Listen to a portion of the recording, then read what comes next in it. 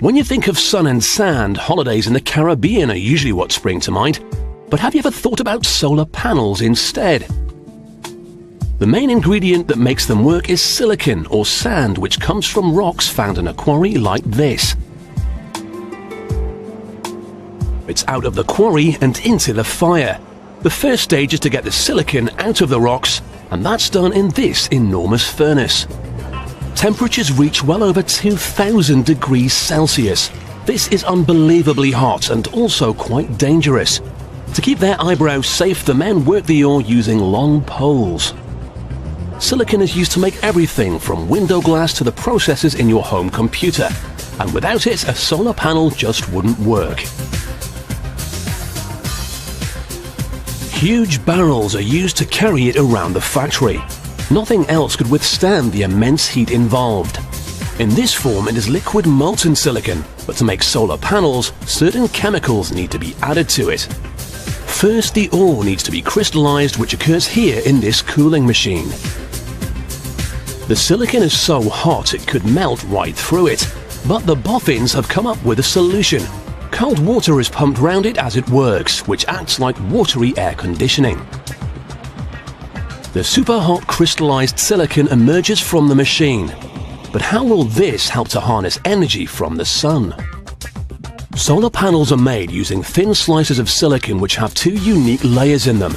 These are created using two chemical processes which affect the silicon at different times during production.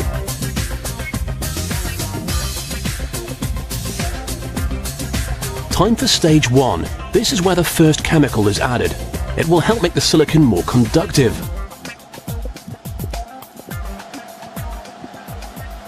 To get the two combined properly, the tank is sealed into a large furnace and left for 2 days. It's like cooking a big stew, and the chef keeps a close eye on his recipe. When the buzzer rings, the cooking is complete. The furnace is opened and the silicon block emerges. This block would be far too big to put on your roof, which is where solar panels usually go. The average roof wouldn't support it, so now it needs to be cut down to size. Cutting solid crystal isn't like cutting butter. It can be very dangerous, so a protective shield is raised to keep workers safe.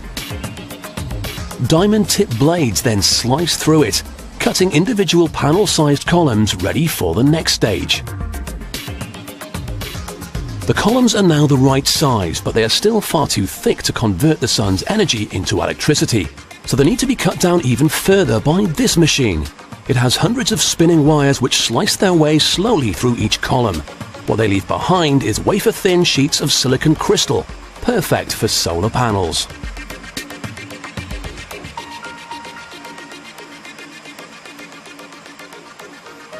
The slices must be separated to be cleaned, but no machine exists that's sensitive enough to do it without breaking them.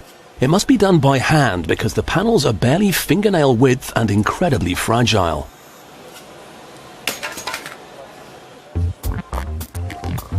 Wherever humans are part of a process, contamination follows because we release millions of dust particles. The freshly cut slices must now be thoroughly washed before they can be treated with the second chemical. Once the treatment is in place, the panels are returned to the furnace and baked to create the two separate layers. No, this isn't a pattern for a new kind of urban camouflage. It's the basic unit that makes up a larger solar panel. It comes in two different colors, but this isn't a fashion statement. The blue shade is added so the panel can absorb more light and make more energy. The panels are also treated with an anti-reflective coating, which is painted on and then baked into place. Any light the panel reflects would simply be wasted energy.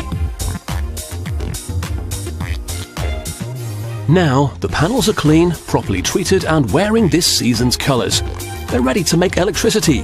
But how do you get power out of them? High-tech computers align the panels, and the next machine paints a layer of this grey gunge onto them. It looks like bad school custard, but it's actually semi-liquid metal. It helps conduct energy from the panel into the electricity grid and through a plug into whatever appliance you're using.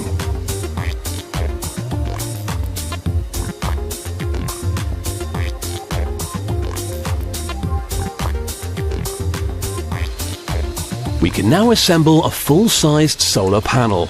Each wafer acts like a battery that generates its own electricity.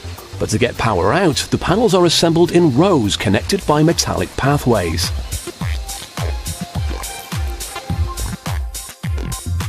With neat rows all hooked up, the machine can put all the pieces together.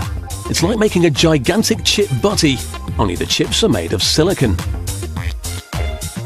A large slice of glass makes the base, followed by layers of adhesive paper, the silicon panels, and more adhesive to hold it in place. The final layer is the frame to hold it all together.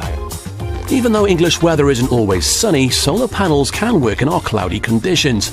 They just need to be cleaned, installed, and plugged in.